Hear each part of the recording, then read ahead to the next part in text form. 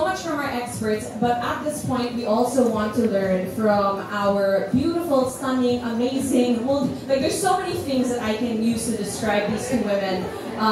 So please, without further ado, let's give our brand ambassadors a round of applause. Solenn, heusaff, and Sam Pinto Semerad are joining us today for our Cetaphil. Amazing. Congratulations on everything. You know, I mean, we know that motherhood, we're just constantly juggling so many things and trying to make it look like it's effortless, but we know that it isn't. So I think I want to start with you. Earlier you shared Tilly is turning 3, right? Yeah, Soon. You know, that's exciting, and I keep saying this because it's true. You know, we're in different stages of parenting. So what does it look like in your household these days, and how are you really incorporating healthy pillars with you these days? Well, it's very chaotic. I think when you have a child, I mean, there's no sugarcoating anything. It's a little bit of happiness, a little bit of stress, a little bit of excitement. It's just a mix of everything.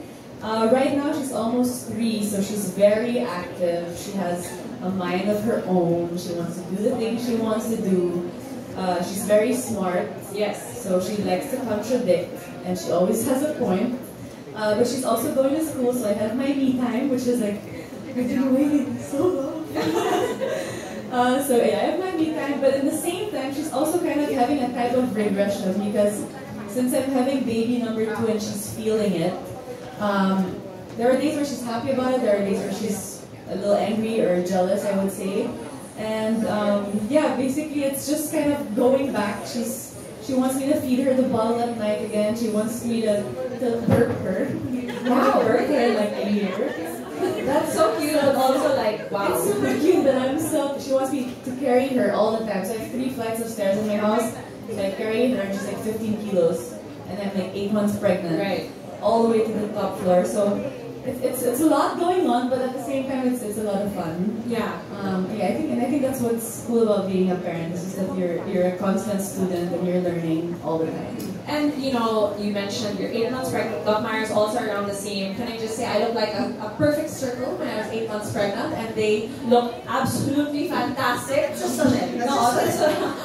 No, but really, you're talking about. I love how you mentioned the regression, because sometimes maybe we're afraid to admit it out loud. Like, you know, I'd like to say it's sometimes if they're going through something, you might think it's a reflection on your parenting, but it really isn't. So when it comes to really instilling healthy pillars, like let's say when it comes to food, you mentioned like sometimes how are you still loving and affectionate and just being her mom, but at the same time teaching her, okay, you need this, you know what I mean? Yes. Well, basically about the healthy pillars, it really starts, they say the first 1,000 days, right, is the most important, and not just outside the tummy. Yeah. Not just outside the tummy, but whatever you're eating while you're pregnant already will teach your child certain types of flavor that she should be enjoying and everything. So when it comes to food, we really balance everything, from like vegetables to protein to carbs, and we try not to make baby food for her. Of course, the first year you give baby food and then you mash everything up. But now that she's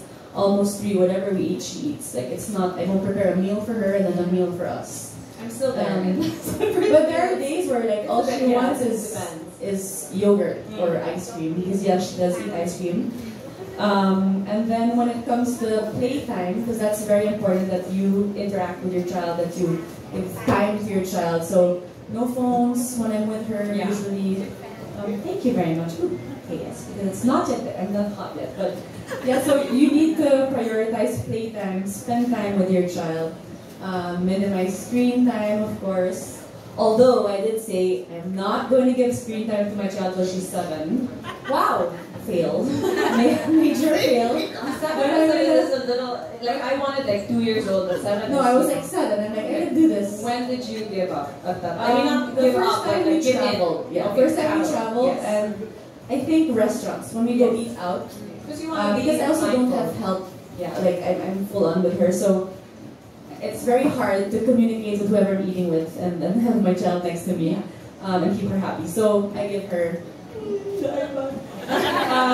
But I only give it to her in Spanish or French. Okay. So she cannot have English because she hears English all the time. And I make sure I interact with her. Yeah. So if she's watching TV, which I allow her 10 minutes a day, TV or iPad, no judging. What I do is I interact still. So I say, oh my god, what's happening? Yeah. Or, why is she doing this? Or like, you still give that interaction. You don't just leave your child in front of the TV and then do your own thing on the side. I'm always present. And those other, my mom brain is really. No, we'll get to more later on. And, so then while you were talking, Sam and I were nodding our head, especially when you said the first 1,000 days, we're like, oh, really? There's such thing. There's such a thing, exactly. It's like literally the first time I'm hearing this. But Sam and I, we were sharing, we were pregnant at the same time. Our babies are around the same age. So he was born September 1, you were on the 9th. September 9th. Yeah, so you're a first-time mom, but doing everything so effortlessly. But we want to know, what's it been like? I know it's hard to describe the past 14 months, but what's it been like, and what maybe you can share for other first-time moms that are maybe, wanting to learn more? I'm sure everyone would agree that it's so hard. From being pregnant, giving birth, and after. But I don't know, it depends on you, mama, because you do you, I do me. But for me, it wasn't like a walk in the park. It was the recover part. It's so hard to go to the bathroom because I was normal, by the way, guys. So. And I wanted to do everything myself, like as much as possible. No, Yaya, I don't know how you do it, but because I have a Yaya now, so I can do more things. But again, you do you, mama, because there are things that might work for other people, but might not work for you and your baby. So you do what's fit for you and your baby. Because your products are safe for other babies, but for your baby, Yeah, so you mentioned that, like products and, you doing you. So how has Cetaphil Baby really, I guess, bonded you with your child, and what are your favorite moments that you can share with our fellow moms today? One thing I'm proud of is I've never, ever, ever had any type of rash. Wow! Yeah. And we've been using Cetaphil since the start. So maybe there's a correlation there. Yeah, no, that's really good. Yeah. And I've used the products on, not the baby products, I have also them. Actually, my husband uses it as a face cream. I've used Cetaphil since I can remember. I think all of us have kind of grown up with the brand as well. Sure. So it's nice to know that they have also perfect products for children that are dermatology tested and recommended. And now they have the new organic line. So for me, since we've used Cetaphil before even the organic line came, it's just been a walk in the park, super breezy. Of course, bath time is always a lot of fun because we get to do, a bubble bath with the wash and shampoo.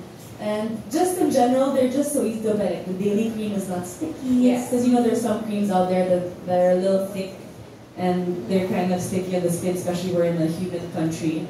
For me, I'm super lucky, and I hope for baby number 2 will be the same. Yeah, no, I mean, definitely. And for you, Sam, what's it been like? Bath time, maybe just bedtime routines? Actually, Mia's been using Cetaphil since she was a newborn. Yeah. And of course, that's what the video recommended as well. So, since birth talaga, yun ang lagi gamit niya. And then lately, she actually had really dry patches on her legs. And we've been using the advanced cream protection. And because I have eczema, so I think I passed it on to her as well. So ako din, ginagamit ko din yung advanced protection cream because it gets itchy and dry. When it's dry, it gets itchy. So with this advanced protection cream, at least 24 hours, it relieves her from the irritation. So that's one of my favorite products. Yeah, and I guess any of you can answer this. Bath time it's also a routine. We don't realize it, but it's also a cue for them to sleep. And we all, as Doc Meyer said, everything is kind of connected. So is there anything that you noticed in your routine that really helped them when it comes to maybe sleep or their good skin? Like what specifically did you do consistently when it comes to the products? Would anyone can answer? Because me, before Tyler goes to bed, we really put this low. I just need to share this. The lotion is not sticky, but you know how pajamas are really really tight? and then he's like always moving. But we're like, no, we need to have this step because it super helps when he's in the crawling, walking stage. So that's something that I personally can really like attest to, that the moisture in his skin has been locked in. So for your baby skin, you shared there's no rash at all. But yeah, no rash. so is it like from like lotion before bedtime, lotion after play? What's it like for you guys? So I always do lotion before bedtime. Okay. I think it also helps her sleep better. The smell is also so it helps her sleep better, and then I give her a little massage and everything. So usually we do the wash and shampoo in the bath, and then if she has any type of irritation, or if I see like she's got dry patches from like even when Nico kisses her, she gets from the beard. So I usually apply the advanced protection cream for that. But her body, I use the daily lotion as well, and she loves it. I mean, she also puts it on me. So I also teach her how to take care of the second child coming. And yeah, it's just a nice bonding moment to have, and it really helps them sleep better. And for you, Sam? Yeah, the same. Yeah. No, but with Mia, takes her bath probably 4 times a day. Really? Because I do baby-led weaning, so when she eats, the spaghetti is on the floor, the spaghetti is everywhere on her hair, so I have to give her a bath. So after every bath, she puts on lotion. Unlimited money. Yeah. Oh no! So I know she's protected all the time. Alright, so thank you guys so much for sharing that. Let's give them a round of applause. We're learning constantly. And we also, aside from the wash and the lotion, we can't wait for the new Cetaphil Baby Gentle Wipes. As Ms. Barbie mentioned earlier, it gently cleanses and moisturizes baby's delicate skin with its 100% plant-based fabric, actually, if you guys didn't know. And it's soap and silicone free. It is made from natural ingredients like aloe vera, vitamin E, also to improve your baby's skin hydration at the end of 10 hours. So really making sure that our babies are set up for success. And like the healthy pillars, all interconnected, all important. So at this point, we have everybody together. I'm really, really excited because, we've been talking about routines and what's important.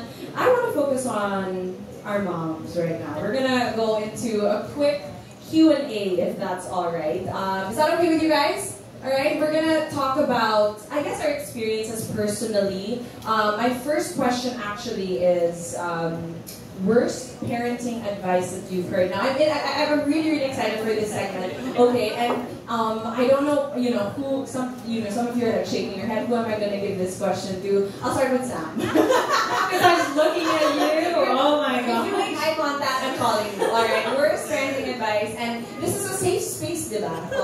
Yes. Okay. Well, for me, it's sleep when baby sleeps. Okay. Oh my god, girl. I have so many things to do. Yeah. I can't. It's like I'm so torn. Sleep, eat, shower. Which one do I do? Yeah. So yeah, that's annoying. I super agree. Like, I think because one, of course, you need to sleep, but then you also have to get other things done. So I found myself parang medyo like, when they're finally asleep, and then you're just like, what do I do with myself? Diba? May mga moment pa kayo. Diba? Pero what do I do now? Okay, so sleep with the baby seat did not apply to you, Sam. Some mothers can do it. Some are successful. Good on you. Here, let's start with, I'll hear from Doc Meyer and Solenn for this. What's your weirdest food craving? Not necessarily, when pregnant or not, but just like a craving that you guys, lately. You want to go ahead? I mean, I don't think I've ever craved both pregnancies. I don't have a craving. Yeah. Actually, I've been in that home. Yeah. Same. Maybe just like in this one in the very beginning, it's a red powder that you make with the pomelo. Yeah. I forgot that. Yes, but I understand. It's like chili and salt and sugar and shampoo. Okay. Does somebody know like that? Yeah. Okay. So that was usually caterers. They have it. The caterers. It's their secret. They don't share. Okay, it was just gummy bears. Gummy bears. I was obsessed with gummy bears. Oh. Nothing would help with my morning sickness except gummy bears. So I tried like ginger bonds. I tried those candies that tell you to but gummy bears. Wow. Yeah, and it's really interesting now. Food aversion is real. I had no idea what that was till I got pregnant, and then all of a sudden I couldn't look at spaghetti, and I was just like, oh, that's making me feel weird. So strange, no? Really, really unique, the journey that it takes us through. Speaking of journey, Doc, Kate, I want to hear. Do you have a memorable moment during labor? Very personal. Very personal. Actually, I was emergency CS ako. But I remember in-induce ako sakit. Super so, yun talaga yung sakit. alala mo? Parang trigger the pain. Parang 3 hours pa ng CS ko na ako. Okay. Super sakit. Oh, that's so, you know what? Moms are really so strong. Can we give a round of Agree. applause to all the mamas? I mean, it's one thing to be in labor and then to a roller coaster of emotions. You were also, was it emergency CS? C-section also. Oh yeah, well I was emergency CS. So just like everything that you're processing, and then after all of that, here, a baby. Please take care of it, diba? So, grabe talaga. We'll move on. How about breastfeeding? This is we can go on and on and on about breastfeeding. What is something you wish somebody told you about breastfeeding, or challenges that you experience? Sam or Solenn, you guys can take this. Anyone can jump in. I think breastfeeding is harder than being pregnant, that's for sure. Okay. When you think you're done, it's just the beginning. I was one of, I don't know if you say lucky or unlucky, because a lot of people that also are very, how do you call it? When they're given a lot of milk and they're like a cow Blessed. mama, Yeah. blessed with milk, it's also very difficult for them. Yes. So me, I hardly had anything. I think Dee survived on my friend's milk. Thank God she was a cow. So she would give me milk all the time, but I would still try. Like for 6 months, literally, I tried, because they say, the more you latch, the more it happens. The more you eat clam soup and this and that, and the more it happens. Young guy leaks. So I did everything in the book. Everything from what people were telling me, and I still, like, after hours and hours of power pumping, which is 1 hour of pumping with like 10 minutes pause, blah, blah, blah, I would have like half an ounce. Like, it was just so depressing. But I don't know, they say like some women just are meant for it and some are not. Yeah. And then I was just pressuring myself all the time. But now when the second one comes, I say, you know what, if I can't do it, I can't do it. I'm not gonna go through that pain again and like feeling like lesser of a human being because I couldn't give my child what it needed, right? How about for you, Sam? We actually, so we were talking about breastfeeding when I think she found out I was pregnant. She was like, oh my god, breastfeeding is so hard. And she keeps calling it BF. Ano BF?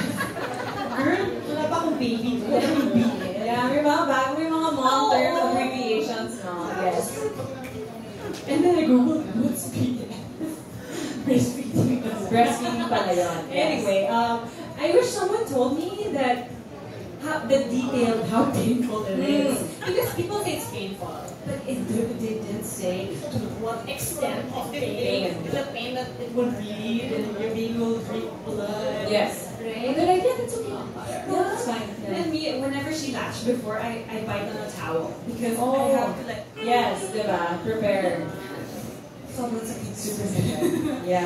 But I remember I called my friend and I was just like, is it infected? Like, are they okay? And then she was just like, oh, that's totally fine, that's normal, diba? So, yeah, so you learn along the way, and you also thank God for friends, as you mentioned, your friend was a cow, so like sending milk, so it's a wonderful community. Now, we have amazing moms here. We're all away from our babies right now, and then it's a nice little me time, but I wanna know, what's your definition of motherhood? And I want to hear from each of you. We can start with Doc. My definition of motherhood would be unconditional love. Because once you become a mom, hindi mo siya maintindihan talaga na parang you'll do anything and everything for your kid. So yeah. It's really true. Doc Myra, what are you gonna add to that? I think for me, motherhood is whatever you want it to be. So there's no mom. You can put every single mom in the same box. So I feel that it's important to understand that, like I think Sam mentioned so earlier, it's like you do you. Motherhood is whatever you want it to be defined as. Mine is, motherhood is fun, crazy. It's forever learning of new things. It's definitely a journey, a roller coaster journey, because you learn everything along the way, and again, what works for you or what works for others might not work for you. So you just keep learning, never-ending learning. Yeah, I think my definition would be an overwhelming feeling of selflessness. I think that's the best way to describe it. And then you have to be everything. You have to be the cheerleader, you have to be the mentor, you have to be the teacher, you're going to be the student. You're a freaking superhero, that's for sure. It's true, and if I could add to that, I think it's also a season of self-discovery because you're discovering, oh, I didn't know that I had this in me, diba? But you're also shocking yourself and impressing yourself actually because, again, we don't give ourselves enough credit. Like, there's a lot that we're handling and we're doing, just even thinking of your child's meal every single day. Like, guys, ang hirap kaya, diba? Like, ano ba yung kakainin niyo today? Or what are we eating today? Or make sure it's healthy. There's, again, so many things that we're balancing, and everybody in this room, if you're a mama, you're doing a fantastic job. So let's give all the mamas here and all the mamas in the room a round of applause. All right, so also to everybody watching us online on the Smart Parenting Facebook page, we hope that you enjoyed that discussion.